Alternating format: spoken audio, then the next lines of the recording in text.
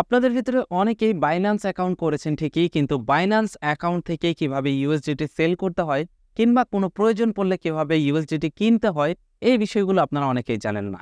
আজকের ভিডিওতে আমি আপনাদেরকে বাইন্যান্স থেকে কিভাবে আপনি ইউএসডিটি সেল করে বিকাশ অ্যাকাউন্টে টাকা নিতে পারেন বা রকেট অ্যাকাউন্টে কিংবা মোবাইল ব্যাংকিং যে কোনো অ্যাকাউন্টে টাকা নিতে পারেন, অথবা কিভাবে আপনি মোবাইল ব্যাংকিং থেকে ইউএসডিটি ক্রয় করতে পারেন এই বাইন্যান্সের মাধ্যমে, এই বিষয়টা দেখানোর চেষ্টা করব। অবশ্যই ভিডিওটি শেষ পর্যন্ত দেখবেন এবং এই ধরনের গুরুত্বপূর্ণ ভিডিওগুলো ভবিষ্যতে দেখতে চাইলে আমাদের এই চ্যানেলটি সাবস্ক্রাইব করে পাশের নোটিফিকেশন বেলটি অন করে দিন। চলুন শুরু করি আজকের ভিডিও। বাইন্যান্স থেকে যদি আপনি নগদ, বিকাশ, রকেট কিংবা ব্যাংকের ভিতরে টাকা ট্রান্সফার করতে চান, তাহলে আপনাদের যে কাজটি করতে হবে, শুরুতে বাইন্যান্সে ঢুকতে হবে। বাইন্যান্সে ঢোকার পর এখান থেকে ওয়ালেটে চলে আসবেন। ওয়ালেটে আসলে আপনি দেখতে পারবেন এখানে আপনার ব্যালেন্স কত রয়েছে। এবার এখানে দেখতে পাচ্ছেন আমার এখানে $17 ব্যালেন্স রয়েছে, এটাকে আমি সেল করব। এখানে দেখতে পাচ্ছেন উপরে দুইটা অপশন রয়েছে, একটা হচ্ছে স্পট আর একটা হচ্ছে ফান্ডিং। যদি আপনার ব্যালেন্স স্পট ব্যালেন্সের ভিতরে থাকে তাহলে আপনি এটাকে সেল করতে পারবেন না, এটাকে আপনাকে ট্রান্সফার করে ফান্ডিংয়ে নিতে হবে। আমার টোটাল ব্যালেন্স আছে $17, তার ভিতরে $12 দেখতে পাচ্ছেন ফান্ডিংয়ে রয়েছে, $5 দেখতে পাচ্ছেন স্পটে রয়েছে। স্পট থেকে ফান্ডিংয়ে ট্রান্সফার করার জন্য আপনি এখান থেকে ট্রান্সফারে ক্লিক করবেন। ট্রান্সফারে ক্লিক করার পর এখান থেকে ফ্রম থাকবে স্পট ওয়ালেট, টু থাকবে ফান্ডিং। এবার এইখানে আপনার কারেন্সিটা নির্বাচন করবেন। যেহেতু আমাদের ব্যালেন্সটা ইউএসডিটি, তাই আমরা এখান থেকে ইউএসডিটি নির্বাচন করব। এখানে ইউএসডিটি নির্বাচন করার পর ম্যাক্সে ক্লিক করব, দেখতে পারবেন এখানে অ্যামাউন্টটা চলে আসছে। এবার জাস্ট এখান থেকে কনফার্ম ট্রান্সফারে ক্লিক করলে আপনার ব্যালেন্সটা স্পট থেকে ফান্ডিংয়ে ট্রান্সফার হয়ে যাবে। এবার দেখুন ফান্ডিং ব্যালেন্সের ভিতরে আমাদের $17 চলে আসছে। এবার আপনাকে এটা সেল করার জন্য চলে যেতে হবে হোমে। হোমে আসার পর দেখতে পাচ্ছেন এখানে রয়েছে P2p ট্রেডিং নামের একটি অপশন। আপনি এখান থেকে এই P2p ট্রেডিং এ ক্লিক করবেন। P2p ট্রেডিং এ ক্লিক করলে দেখতে পারবেন এখানে দুইটা অপশন রয়েছে, একটা হচ্ছে বাই আর একটা হচ্ছে সেল।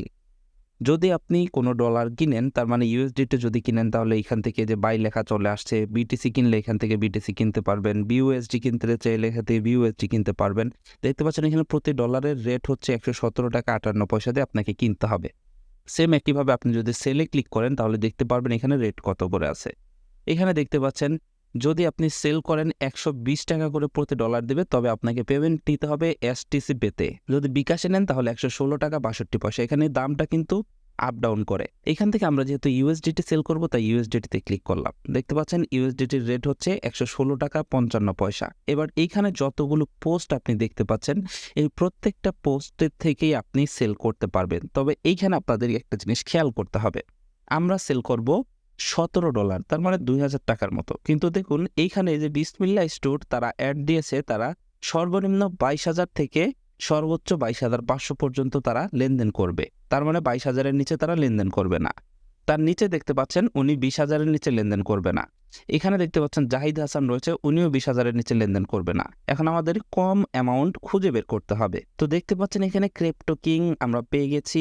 এইখানে দেখুন একটা জিনিস, এখানে হচ্ছে আপনার $116.19 করে রেট দিবে এবং এখানে 2,000 টাকা থেকে নিয়ে 6 লাখ টাকা পর্যন্ত সেল করা যাবে। এইখানে পেমেন্ট মেথডও দেওয়া হয়েছে বিকাশ। আপনারা যদি নগদে সেল করতে চান তাহলে এইখানে নগদ লেখা খুঁজবেন। তো আমি বিকাশের মাধ্যমে সেল করব, তাই এখানে বিকাশ সিলেক্ট করলাম। এবার আপনি এখান থেকে সেলে ক্লিক করবেন।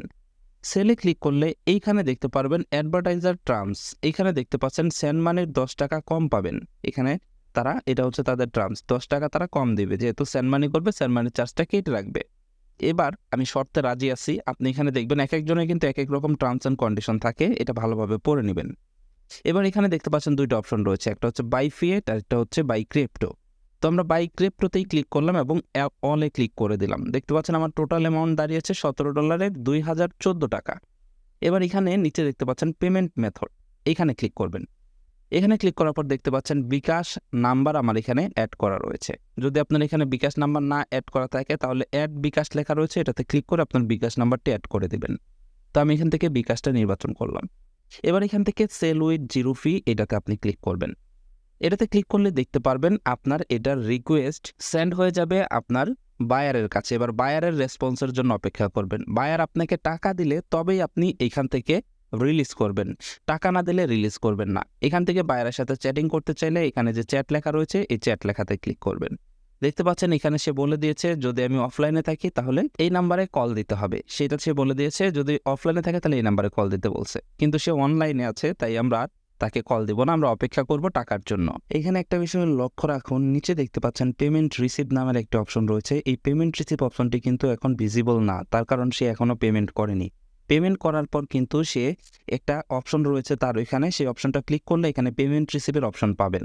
এবার আপনি এখান থেকে পেমেন্ট রিসিভ ক্লিক করে আপনি ভেরিফাই করার পরেই আপনার ব্যালেন্সটি তার কাছে চলে যাবে।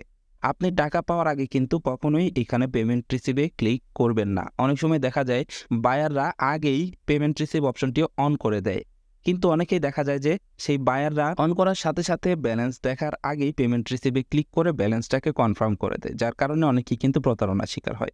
বাইন্যান্সের নিয়ম হলো আগে আপনি টাকা রিসিভ করবেন, তারপরে আপনি বায়ারকে ডলার দিবেন। সুতরাং আগে আমরা টাকার জন্য অপেক্ষা করব। দেখতে পাচ্ছেন আমার এখানে টাকা চলে আসছে, মানে রিসিভ লেখা আসছে এবং এইখানে পেমেন্ট রিসিভ অপশনটি কিন্তু অন হয়ে গেছে। কিন্তু তারপরেও আমরা বিকাশে ঢুকে আগে চেক করব টাকাটা এসেছে কিনা। এর জন্য আমি বিকাশে ঢুকলাম। বিকাশে ঢোকার পর স্টেটমেন্টে গেলাম, দেখতে পাচ্ছেন এখানে 10 টাকা কমে 2004 টাকা সে আমাকে দিয়েছে। এবার আমরা ব্যালেন্সটা কনফার্ম করে দেব। এর জন্য এখান থেকে দেখতে পাচ্ছেন পেমেন্ট রিসিভ লেখা রয়েছে, পেমেন্ট রিসিভে ক্লিক করলাম। এখানে দেখতে পাচ্ছেন দুইটা অপশন রয়েছে, একটা হচ্ছে I have not receive from the buyer. যদি আপনাকে টাকা না দিয়ে কোনো বায়ার এখানে পেমেন্টটা অন করে দেয়, তার মানে সে পেমেন্ট পাঠিয়েছে এরকম বলে দেয়, তাহলে আপনি এইটার মাধ্যমে আপিল করতে পারবেন। এবং এইখানে যদি আপনি টাকাটা পেয়ে থাকেন তাহলে এইখানে ক্লিক করবেন এবং কনফার্ম রিলিজ এটাতে ক্লিক করবেন।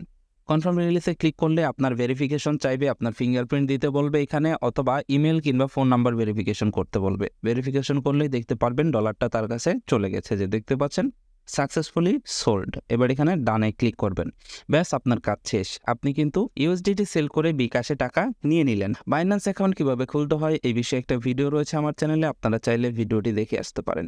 এটাই ছিল বাইন্যান্সের মাধ্যমে ইউএসডিটি, বিইউএসডি অথবা যে কোনো ক্রিপ্টোকারেন্সি বাই সেল করার প্রসেস। আশা করছি সম্পূর্ণ বিষয়টি আপনারা বুঝতে পেরেছেন। যদি ভিডিওটি ভালো লেগে যায় ভিডিওটিতে একটি লাইক দিয়ে দিবেন। সেই সাথে এই ধরনের গুরুত্বপূর্ণ ভিডিওগুলো ভবিষ্যতে পেতে হলে আমাদের ইউটিউব চ্যানেলটি সাবস্ক্রাইব করে পাশের নোটিফিকেশন বেলটি অন করে দেবেন। মোস্ট ইম্পর্টেন্টলি, যদি ভিডিওটি ভালো লেগে যায় ভিডিওটি অবশ্যই বন্ধুদের মাঝে শেয়ার করবেন। ভালো থাকুন, সুস্থ থাকুন, দেখা হচ্ছে পরবর্তী কোনো এক ভিডিওতে। আল্লাহ হাফেজ।